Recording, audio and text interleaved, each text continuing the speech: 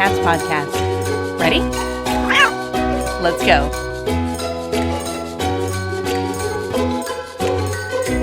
Welcome to the Community Cats podcast. I am your host, Stacy LeBaron. I've been involved helping homeless cats for over 20 years with the Merrimack River Feline Rescue Society. The goal of this podcast is to expose you to amazing people who are improving the lives of cats. I hope these interviews will help you learn how you can turn your passion for cats into action. Today, we're speaking with Carrie Gillaspie. Carrie is a TV host and podcast host with a huge passion for helping animals. Last summer, she started noticing more and more barn and outdoor cats in her rural central Wisconsin community. She called a nonprofit that specializes in high-volume, low-cost spay-neuter and convinced them to bring their mobile vet unit to her house to sterilize all the cats in her neighborhood. Her team and she also raised funds to make the surgeries completely free of charge to the neighbors. The event was such a huge success that it's being used as a prototype for 6 other communities in central Wisconsin to host events just like that this coming spring and summer. Carrie, I'd like to welcome you to the show. Thank you so much for having me on, Stacy. I am so happy to be here. So before we jump into the details on your program and everything that you're doing, how did you become passionate for cats? Well, honestly, I still tell people to this day I'm not a huge cat person, but I am a huge animal person in general. And I'm very passionate about my dogs, and I grew up riding horses, and we had a family cat growing up that I loved, Fluffy, and she lived for a long time. But I always considered myself more of a dog person, but as a general, whole, I'm just an animal lover. And I think, animals are beautiful creatures, and I have a connection with animals. I don't know what it is. It's kind of hard to describe, but I have a lot of empathy towards them, and I really just connect with them. And so I don't even know if I would consider myself a cat person per se, but I am just 100% an animal person. Well, you're clearly passionate about helping the cats in your neighborhood based on your story. So tell me a little bit about how did you encounter the cats in your neighborhood? And, take us through the steps. A lot of people, it sounds so obvious in your bio as to what you should do, but how is it that it all came together for you? Yeah, it does sound so obvious, but it's sometimes hard to connect those dots. And so what happened was last summer, probably around last summer, it took a little bit to get it going. I just kind of was starting to notice more and more outdoor cats, feral cats in my community. I live in a very rural area in central Wisconsin, so outdoor cats are the norm. And there's a lot of farmers in my area, a lot of dairy farmers or hobby farmers, and they all have cats. And they all, enjoy their cats, but from time to time, the population gets out of control and they become annoyed with it, or they become upset because they can't stop, the overpopulation and the mass reproduction of them. And just noticing, and I was hearing more people kind of complaining about the amount of cats, and then I was seeing them as well, crossing the road and dodging traffic and things like that. And, as I said before, I'm a huge animal lover. I see something and I hear something and I want to do something about it. I'm definitely one of those people where I can only talk about the problem for so long before I'm like, okay, we've established it. Let's move on to the solution. And in this case, it's something I was passionate enough about that I took matters into my own hands. So for me, what that looked like was calling and getting in touch with a nonprofit called The Fixes In. And they are a low-cost, high-volume spay and neuter clinic. And they have a mobile unit that they travel all around Wisconsin, and they fix cats and dogs too. But I had actually gotten my barn cat. I have a barn cat that just showed up at my house, and so he claimed me as his own. So I had gotten my barn cat, Cedric, fixed through my local Humane Society partners with them to do the low-cost spay and neuters for, the animals they get in. And so he had gotten fixed by The Fixes In. And so I was just familiar with them through that. And so as soon as I had kind of heard, the rumblings of all the cats, I sent them a random email just to their general account and was basically like, hey, I know that you guys will come to people's houses. They had a thing on their site that said if you have, 30 or more cats, that they would come to your house and fix your entire colony. And so I sent them an email and I said, look, I don't have 30 cats, but I bet between my neighbors and everyone around me, I could get 30 cats at my house.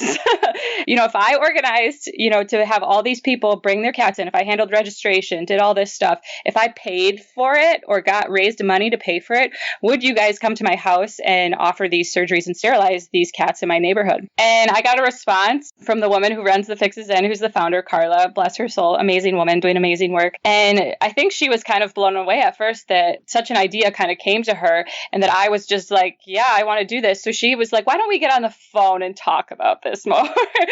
And I was like, okay. So we got on the phone and she laid it all out for me. And I think she kind of thought she was going to scare me away, but I did the opposite. I was like, this is awesome. Let's do it. And so we just kind of started planning from there. And that's really how it started, was just me sending an email saying, I'll do this if you'll help me. Let's make this happen. And it escalated from there. How did you find them? Did you find them through like posters that you saw, or was it the straight old just googly thing? So my barn cat Cedric was fixed through my local humane society. So my local humane society, every once in a while when they have space, they will take cats from the community and, if people contact them, and they will have them fixed through, the people who fix their cats that then get adopted out. So I'm good friends with the humane society in my area, obviously, because I'm just an animal lover. And so I know them well. And I said, hey, I have this cat that just showed up at my barn and he's claimed me as his own and I'm starting to feed him. So that means I need to fix him. I tell people that's my cardinal rule. If you feed them, you fix them. So I said, he's claimed me as his own and I need him fixed. And they said, sure, we have a load of cats going down to the Fixes Inn, next month. We'll get him along. And so I met the Fixes Inn through my humane society, basically. Now I'm going to also talk about money, because sometimes that's the stumbling block.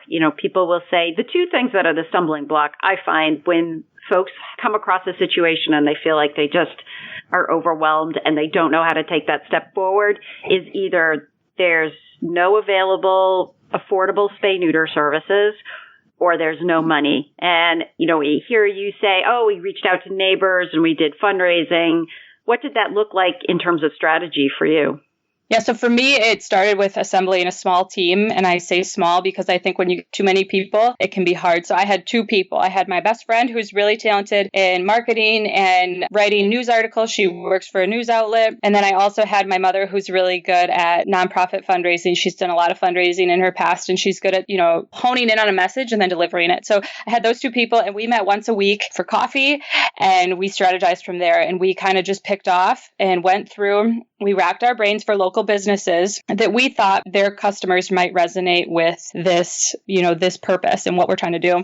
And we went out to them. So we booked visits. I reached out to, I pulled every string, every connection I had, and my family's well known. My parents are well connected. And so they were able to just get me in the door. And I just went to these businesses and just pitched my idea. And I didn't get all yeses. I mean, I got a lot of people who thought it was a great idea, but were leery about stepping their toe in this arena. And that was fine because, when you're looking to change a paradigm, sometimes it takes time. And I think a lot of those people who maybe didn't donate at first, I think they will. This event is really taking off and expanding, and they're going to want to be in on it because we're changing the culture and we're shifting how people are viewing, community cats in our area, and they're going to want to be a part of that. So for us, it was just aligning and finding companies and brands that we could pitch our idea to, and we could just get them to hear us out and say, look, this is the issue. This is what we want to do to help. And we think your company, whether you sell gasoline to farmers, whether you sell feed to farmers, whether you are a loan, a credit union that gives out credit to farmers, those are all businesses that are really closely associated with this issue we're trying to tackle. We're trying to really address and change the environment and the living situation for outdoor and barn cats. So we really honed in on those businesses and we had some great success. We funded it fully. And then we also made it, an option that people there on the day of the event, the surgeries were free, but we put out a bucket and we said, by the generosity of XYZ businesses, this event is free. But if you have it in your means to give anything and pay it forward for our next clinic, we would appreciate that. And just by doing that, we raised $700 for our next clinic. So it's amazing. A lot of these people, they couldn't afford, if they're bringing in 8 cats, they couldn't afford to pay, it's $40 a cat. They couldn't afford that whole cost, but they could give something and that little bit added up. So how many cats did you do in that first day? We did 60 cats in one day. And is that about the capacity for the mobile vet for the day? That is 100% capacity. Capacity and then some probably, but yeah. I'm going to ask a few logistical questions. So my assumption is, at least the mobile vet clinic that I ran, there's not enough space in the unit to do recovery. So did you do recovery in a secondary location? We did. That was part of what Carla went through with me when I first emailed her and I told her I wanted to do this event. She said, okay, but you're going to need to provide a couple of things for us. One of that was we needed, my clinic was in November and this is Wisconsin. So we needed someplace where we could all be kind of warm. We didn't have to be, in t-shirts and shorts, but we needed to be able to keep the cats warm and we needed all of our volunteers to be semi-comfortable. So, and because I live on a farm, we have a number of buildings. One of them, we call it the man cave. So it's heated. It has a TV and a couch and a little kitchenette and a bathroom. And I'm like, I have the perfect space. And I told her about it. And she's like, you're right. That is the perfect space. So we did, logistically, we needed that. We needed, a space that we could keep temperature controlled. We needed access to water. We needed a bathroom for, volunteers and things like that. But other than that, those were the big things I needed on my part in terms of like providing to them. And then we also went a little bit farther and we wanted to provide a meal for all of our wonderful volunteers and for the Fixes In. So my parents actually sponsored a meal for everyone as well. So those are kind of some of the things that I had to have in order for her to even think about bringing it to my place. I'm going to take a little step back too. You were talking about the outreach within the community, asking for their support. Now, you are not a 501c3 organization, so how are they able to donate to the effort? It just wasn't a tax-deductible donation? No, so they didn't donate to me. They donated to the Fixes In, which is the low-cost, high-volume spay and neuter clinic that did the surgery. So none of the donations went to me. Everyone who donated either donated cash, which I then distributed to the Fixes In, or if they wanted to write me a check, they wrote it directly to the Fixes In. So it was tax-deductible. None of it went to me. I myself am not a 501c3, but the Fixes In is. But that's part of that relationship and developing it with the nonprofit. And oftentimes I will get emails from people saying, oh, I want to do this, so I need to be a 501c3. And did you ever think you wanted to be your own 501c3, or did you just say, hey, the folks at the Fixes In, can I just use your tax ID number so that I can get donations? Yeah, no, that's something I've thought about in the future. And I had some people ask me that. But I mean, I can't do what I'm doing without them. So why would I form my own 501c3? All the money that I would raise is going to them anyways, because I need their vet services, so that's what I'm paying for essentially. So, I mean, you don't need to reinvent the wheel. You don't need to be a 501c3 to do this. You just need to partner with someone. The Fixes In has been my partner in this, so I am really just like the boots on the ground for this, but I am pioneering this for them and what they're doing. I ultimately believe in their mission so much and the services they're providing. And I just knew that I had the personality and the connections and the gumption to kind of do the legwork on it. But otherwise, they are 100% have been my partners in this. Providing a safe and nurturing environment is every cat caregiver's top priority. The American Association of Feline Practitioners understands your cat's natural behaviors and aims to supply you with tips and resources to help you provide the very best care for your cat. Join our cat community by visiting catfriendly.com, and you can sign up for our newsletter. This website was designed to be a place where cat caregivers can receive credible and trustworthy information from veterinarians on a variety of topics just for cats. Learn ways to understand your cat's unique characteristics and behaviors, how to keep your cat healthy, and the importance of routine veterinary care. Did you know that August 22nd is National Take Your Cat to the Vet Day? Make sure you visit catfriendly.com to find out why it is important to take your cat to the veterinarian for his or her annual checkup. Get tips on how to make it a less stressful experience for you and your cat. You can also search for a cat-friendly practice near you. Don't wait. Visit catfriendly.com today. Does your cat have dazzling eyes and an effervescent personality? Is your adopted kitty the most beautiful in your eyes? The Cat Fanciers Association wants to invite you and your cat to join its new Companion Cat World program. Since 1906, CFA has had a deep love and respect for all cats, no matter what their breed. Companion Cat World is part of our mission to make all cats' lives better with love and celebration. You and your cat can join for just $13. Plus, your cat will be showcased in a CFA gallery. You'll get exclusive discounts on cat food, toys, and supplies, plus a customized membership card. You'll get to attend events and the chance to compete in the household pet category in our regional, national, and international cat shows. And a portion of your fee will benefit homeless cat rescues and shelters throughout the world. Check us out at www.cfa.org. Is your organization struggling because your out-of-date shelter software doesn't support your organization's needs? Do you struggle to communicate with your fosters and to get videos, photos, and updates on the animals easily? Did you know that Lippert does much more than transport? If If you haven't been back to Lippert in a while, you definitely need to check it out. Their rescue tube functions allow you to easily get video from fosters and staff, and their foster space module is revolutionary in the industry, allowing you to manage hundreds of fosters while easily communicating with them through text, email, and messaging. Lippert is the only place where you can manage fosters, transports, social media, and even your own online store all in one place. Whether you're trying to manage 10 animals or 10,000, Lippert provides much more than any shelter management package does for managing your organization at scale. Check it out and sign up for free at www.lippert.com, where they make animal rescue simple. So you have done this one project with 60 cats. Do you have any estimates? Like, are you targeting a specific area and then estimating the number of cats that are going to need assistance? I see you've expanded, so you're going to hit 6 other communities. But in terms of being impactful, how much of an impact will that be in the overall community? I'm not sure what the size of the county is, the size of the population, or what you think the numbers of cats that are out there that need this kind of assistance.